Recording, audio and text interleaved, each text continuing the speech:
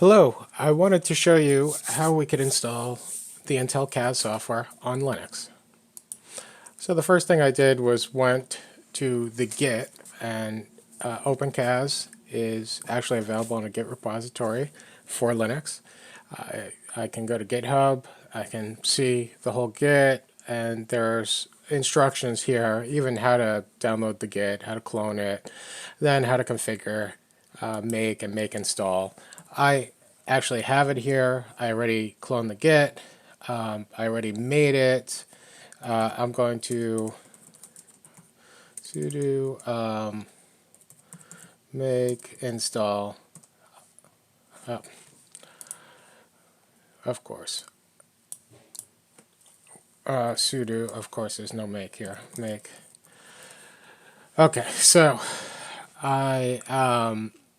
it's going through. It was already installed on the machine, so there's nothing to do. In here, there are a couple of directories. The CAS ADM is the administration, so I'm going to go to cd CAS ADM. And then, of course, we can run the tool here. There's a help option where I can print out, list my caches, list my stats, things like that.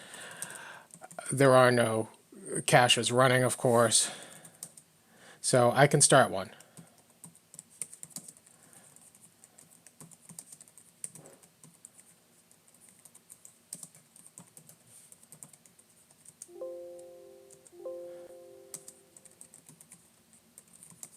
So what this does is it's telling it to start a cache, use my cache device, dev NVMe 1N1. I happen to know that that is my Optane drive. Cache mode is write back. Oh, I'm going to go back and say force as well. This is because I know I have stuff on the drive. I was actually using it as an slog for a ZFS file system just before this. So let's see if that takes. So I'm using my Optane drive, which is dev NVMe 1N1, forcing it, and I chose a caching mode. I chose write back. There's write through, write back, write around. There are many different modes you can install. Write back has the most performance of them. And things go to the cache, and then will eventually get cast to the main storage when it needs to be. So next, after this takes, I have to figure out what drives I want to accelerate. So I have a whole lot of drives in this system, as you can see. We'll get rid of that, and look back through my notes of which drives I want to use, and I want to use E, F, and G. E, F, and G are my hard drives, actually, in this case.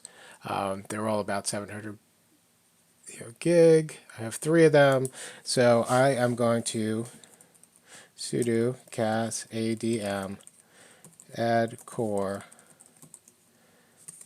Well, I can first list my caches, right? So I have 1, cache ID is 1. So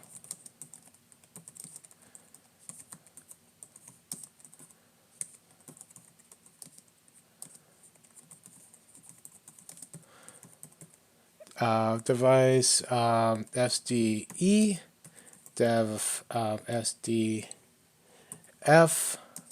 dev SDG. I'll add all 3 of those. Boom. Oh, I forgot I didn't put 2 dashes in this. Gave me an error.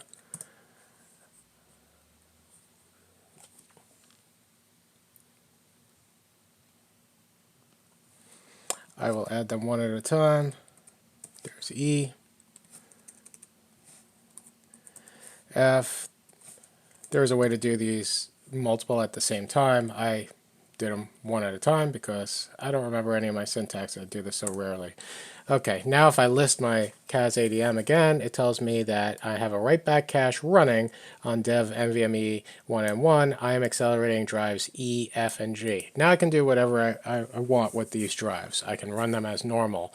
I, for instance, was using a Z pool. I'm welcome to go and create now a Z pool with those 3 drives. If I were doing something else like a RAID, for example, it's actually kind of easy because I can just go and RAID these drives together at this point. So now I'll do my sudo z pool create. I called it zcache for some reason. And I am going to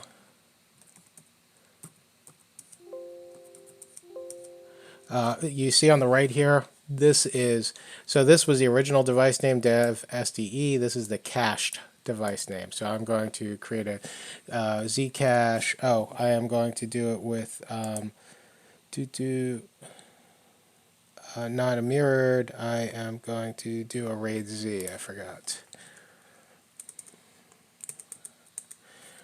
RAID Z 1-1 dev CAS 1-2 dev CAS 1-3. Boom. So now I have z pool stat and I should see all my status. Of course I didn't do it. Dupe. Okay, so now I see I have a RAID Z and I have my 3 drives in here. So now I'm good with that. And I can do whatever testing I wanted to do. It's just as simple as that. The hardest thing was cloning the Git repository and doing the make. After that, adding the cache, or actually looking at the status of it, CAS ADM, I always forget I need to be root. I can look at my cache. I can look at my index. You can tell I haven't done this in a while. Okay, so that's what I thought. ID 1. There we go. So I had it in the wrong order, but what I typed in here was P for my stats, I for ID 1. If I had more than one cache running, I could have multiple cache drives caching different things. But here I can look at the actual, how much occupancy of my cache am I using, what's my read and write hits, all that kind of information through here. I can go and clear those stats as well. If I wanted to. It's all available, through this help menu. There aren't that many commands. It's basically we're enabling cache, set the cache mode. You can add and drop devices from the cache as you want. And I'm good to go at this point. Thank you for watching.